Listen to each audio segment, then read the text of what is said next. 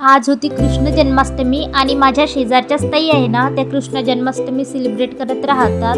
मग मी त्यांच्याकडेच पूजेसाठी आले होते आणि इकडे आपली आरती वगैरे करून घेतली.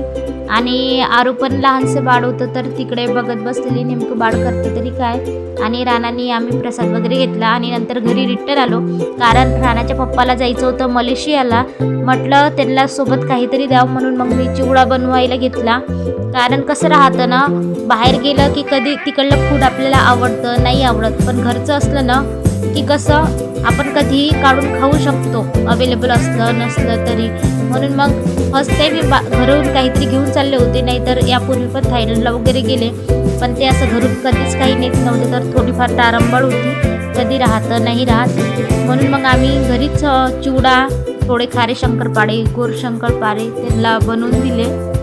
मी इकडे चिवडा बनवते तेव्हापर्यंत आत्याने किचनमध्ये शंकरपाळे बनवून घेतले.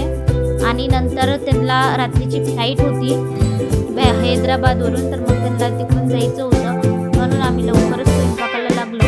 आणि टिफिन वगैरे पण मग मी त्यांना रेडी करून दिला.